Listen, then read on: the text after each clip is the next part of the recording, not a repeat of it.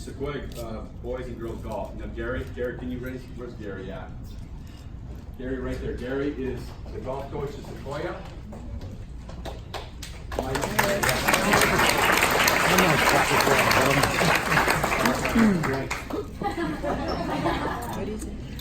And Matt started playing golf, my son, and of course Dad was there. And Gary's a smart man. He's like, this guy's showing up, I'm gonna put this guy to work. And so Gary became the assistant, at some point the assistant golf coach. And then, Gary, did they always have a girls team, or did you guys start the girls team? No, we started. Yeah. So they started the girls team, and my dad would tell me the stories that half these girls never played the game before. But they would come up, and Gary and my dad would get clubs for them and teach them how to swing, and they were terrible. You know what? We all know, many of us have kids in high school, and we know the pressure that they're under.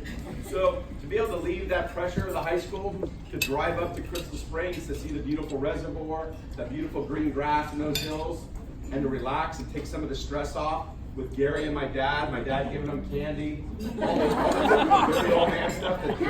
Dirty old man stuff. And be with these girls and really give a positive impact to them. And they still to this day come back and tell them there are a couple of girls that could play golf. Yeah, and so there are a couple here today.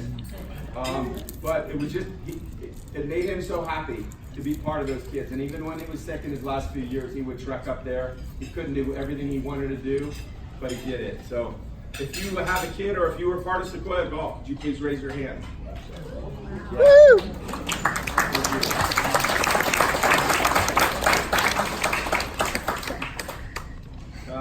This is going to be hard for me. Yeah. I understand completely, David. Okay, Dave.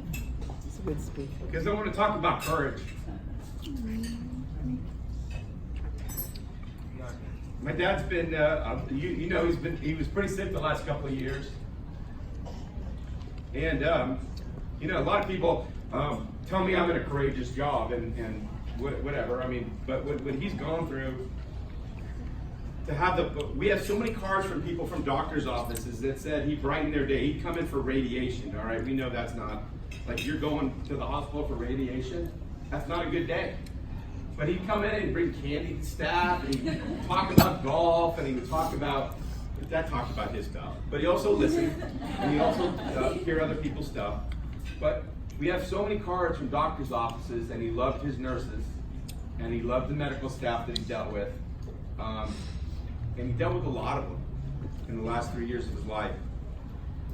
But it never got him down. He was always so positive about it.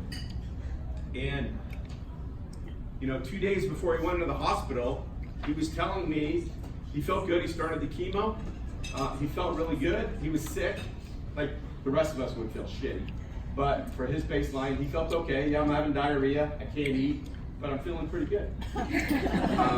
And he wanted to play golf with his granddaughter the next month, and he wanted us all to go away in a couple of months. And so he was an optimistic sucker.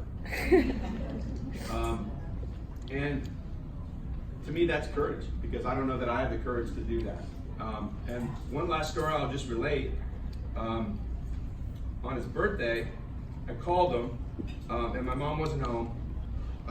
I got him at a bad time. He was just coming out of the shower, and he was winded, and so he was down, and it was obvious that he was down. And so I hung up, and I was sad. And I thought about it later. I'm thinking, he had to be thinking, this might be my last birthday. But he called me because he was worried about how I felt. Aww. And he said, Dave, sorry, you got me at a bad time. And I'm fine. He laughed it off because I'm fine. I was winded and I'm doing okay. And to me, that's courage. And that's the last lesson that he's taught me. And if I can be half as courageous as my dad, I'm doing okay. So, Dad, I want to thank you for everything. I love you so much. I could not ask for a better childhood and a life growing up. So I love everyone for being here today, and I want to thank everybody personally from my standpoint. And thank you, and I'd like my brother Eric to say something.